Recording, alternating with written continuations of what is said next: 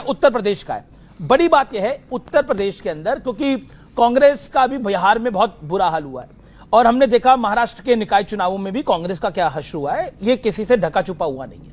लेकिन इस सज्जन को क्या तकलीफ है भाई? लेकिन फिर भी मेरा पॉइंट यह है, क्या ओवैसी की पार्टी के लिए जो आपके मेंबर ऑफ पार्लियामेंट ने बयान दिया है, उसकी हमारे रास्ते सब दरवाजे सबके लिए खुले हैं, वो वाकई खुले हैं या खुले दिखाकर बंद करने का प्लान है? तेरा तो गेम बजाना पड़ेगा। सबके लिए नहीं खुले हैं, जो मुद्दों पे हमारा समर्थन कराएगा, जो हमारी विचारधारा से इनके लिए डायरेक्ट पूछा मैंने। नहीं, मैं बता वही जवाब दे रहा हूँ। समाजवादी पार्टी पंथ निरपेक्षता, समाजवाद में विश्वास करती है, लोकतंत्र में विश्वास करती है। अगर इन मुद्दों पे वो सहमत हैं तो कोई हमारे शत्रु थोड़ी हैं, हम बात करेंगे। और अगर वो सांप्रदायिक नीतियों पे चलेंगे तो फिर हमारे कोई समझौता नहीं होगा। हम बात तो सही है दौड़ा तो किसी भी सांप्रदायिक पार्टी से कोई समझौता नहीं करेंगे। देखिए, आप ये बात तो आप मानेंगे कि आप सांप्रदायिक हैं, आप मुसलमान पार्टी हैं, तो ये तो मानना पड़ेगा। अब आप बताइए, पूरे मुंब्रा को हरे में रंग रहे थे, 15 मिनट के लिए पुलिस हटा लीजिए। अब आपको अगर देश की सेकुलर पार्टियां यानी कांग्रेस सपा लेना भी चाहे तो लेंगी कैसे? जवाबदेही बड़ी बन जाएगी ना इन लोगों की, फंस जाएंगे ये। लेकिन आपने अपने एक तारीफ है आपकी, आपने अपनी हैसियत बता दी है सबको। देखिए, पहली बात तो ये कि राजकुमार भाटी जी ने जो शब्द कहे उनका मैं स्वागत करता हूं। ठीक है, टॉप लीडरशिप वो डिसाइड करती है कैसे अलायंस होना है, किन विषयों पर होना है, किस पर मतभेद है और क्या चीजें, वो तो एक अलग बात है, वहां की पार्टी लीडरशिप और लोकल लीडरशिप भी देखेंगी उसको। लेकिन सवाल ये है कि आप सांप्रदायिक होने का हम पे इल्जाम लगाते हैं। भाई, हमारी पार्टी से तो दलित भी काउंसलर्स हैं और हिंदू भी काउंसलर्स हैं, महिलाएं भी हैं, पुरुष भी हैं, सब हैं। लेकिन आज जब हम लीडरशिप की बात करते हैं, हम कहते हैं मुझे मेरा हक दो, मेरे लड़के लीडर्स बनेंगे, हमारी हिजाब वाली बेटियां पीएम, मजा आया, बनेगी, वो लीडर बनेगी, तो कांग्रेस के प्रवक्ता कहते हैं अरे आपको तो नागपुर से पैसा आता है। ये मुसलमानों को बपौती समझते हैं। अरे हम लीडर बनेंगे, आपके नेता ने बोला, आप क्यों अब लीडर बनेंगे? हम दरी नहीं बिछाएंगे। जितेंद्र अहवाल लीडर नहीं बनेगा, शहर शेख लीडर बनेगी। आप बनेगी हिजाब वाली बेटी लीडर। आपको हो 2029 में क्या आप कहते हो ऑपोजिशन को हिजाब वाली पीएम को बनाना चाहिए? क्यों नहीं बन सकती? क्या हमारी क्या ये लाइन होगी? क्या संविधान में हमारा नहीं लिखा है? कोई भी धर्म मजहब बिल्कुल लिखा है। जब हमारे सिख पीएम हो सकते हैं, बिल्कुल हो सकते महिला क्यों नहीं हो सकती? बिल्कुल हो सकती कि नहीं? महिला सशक्तिकरण क्यों नहीं हो सकता? नहीं, क्या आपको बर्दाश्त नहीं हो रहा? मेरे को क्या आपको पच नहीं रहा? अरे होना चाहिए।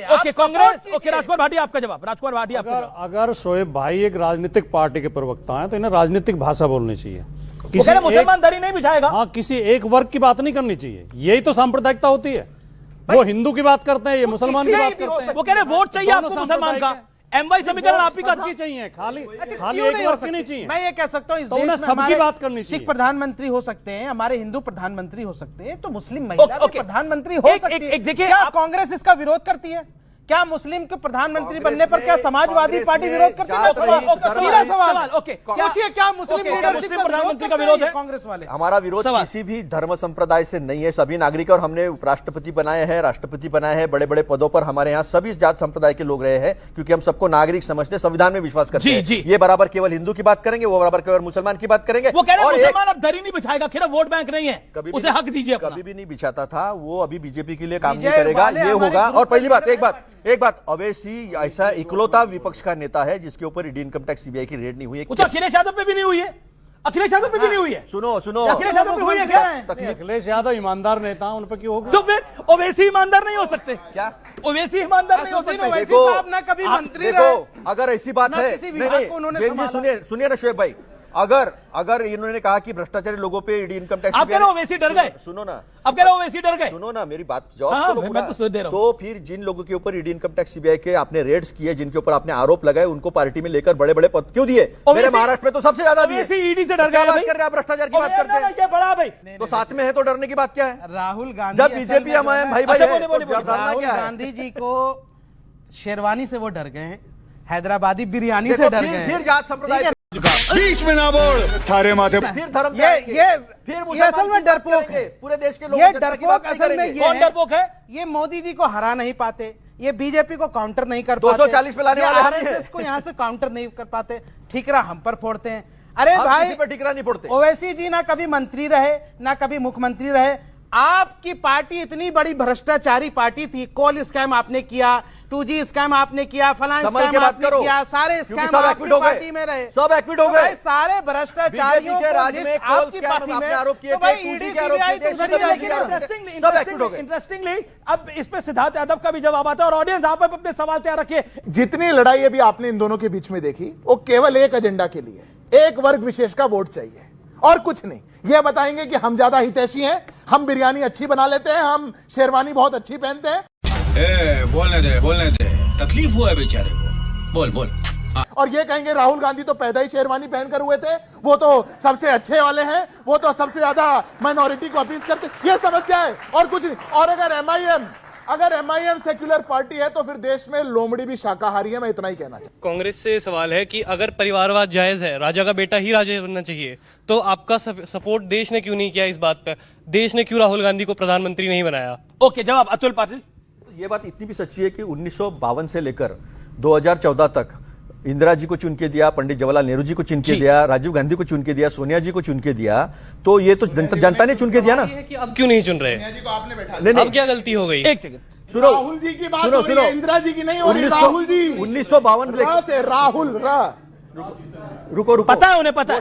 चुनाव जीते हुए हैं 1952 से लेकर 2014 तक। इनके भी ये 900 चुनाव हारे हैं। ठीक है, ये 90 चुनाव तो की मतलब बात आप करते भी हैं। 900 पहले अब हारेंगे, दूसरी फिर बात, आएंगे। राहुल जी चुनाव जीते हैं। 900 हारने की, उसके बाद आने की है। मेरा बीजेपी से सवाल है कि अभी रिसेंट में हुआ है शंकराचार्य जी पे, ठीक है, जिनमें पंडितों के चुर्कियों को पकड़ के उनको मारा पीटा गया है, क्या ये सही है? जो पार्टी अपने आप को सनातनी बताती है, क्या ये चीज सही है या क्या ये चीज सही की गई है एज अ सनातन के तौर पे?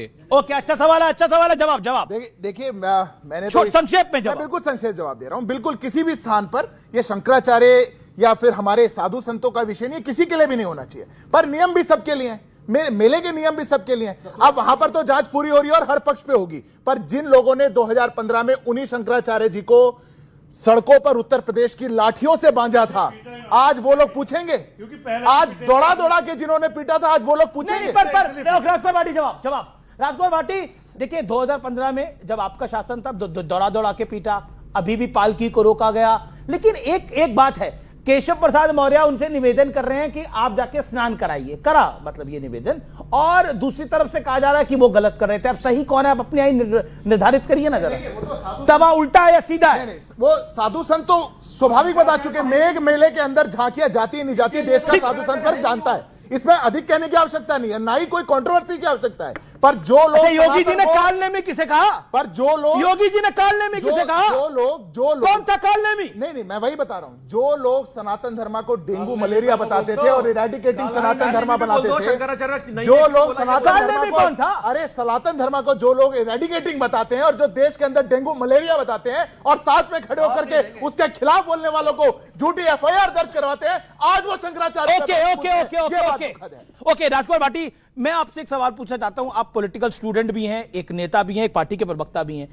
क्या कांग्रेस पार्टी रियलाइज नहीं कर रही कि उनके साथ वो कहां आज की डेट खड़े हैं? एक पुरानी कहावत थी, which have borrowed from someone, कि हमने देसी घी खाया है, हमारी कलाई सूंघ लो। क्या कांग्रेस अभी भी उसी दौर में है? वो इंदिरा गांधी की सरकार थी, वो उस दौर की कांग्रेस थी जब 400 सीटें आती थी। The country has changed, the country has moved on. जैसे रिलेशनशिप में होता है ना, मूव ऑन कर जाता आदमी, तो country has also moved on. नहीं, 11 साल में 2014 के बाद कांग्रेस ने अपना आपको काफ़ी बदला है। कांग्रेस की सोच में भी बहुत परिवर्तन आया है। कांग्रेस आज पीडीए की बात करती है, जाति जनगणना की बात करती है, दलित पिछड़ों की बात करती है, कांग्रेस किसान रिजल्ट नहीं आ रहा, बात करती है। रिजल्ट भी धीरे धीरे आ रहा है।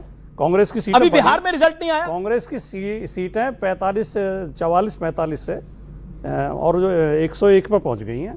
बिल्कुल आप सही कह रहे हैं कि 100 सीटें आई, ऐसा लगा कांग्रेस ऐसे आएगी, लेकिन उसके बाद हरियाणा हो गया, उसके बाद महाराष्ट्र हो गया, दिल्ली का तो में ये उतार चढ़ाव चलते रहते हैं। मुझे 2012 के चुनाव की याद है, उत्तर प्रदेश में बीजेपी की 50 को मात्र 15% वोट मिले थे और 47 सीट मिली थी। 229 कैंडिडेट की जमानत जब्त हुई थी। बिल्कुल सही बात है, लेकिन उसके बाद 2013 में अमित शाह गए थे और फिर खेल बदल गया था।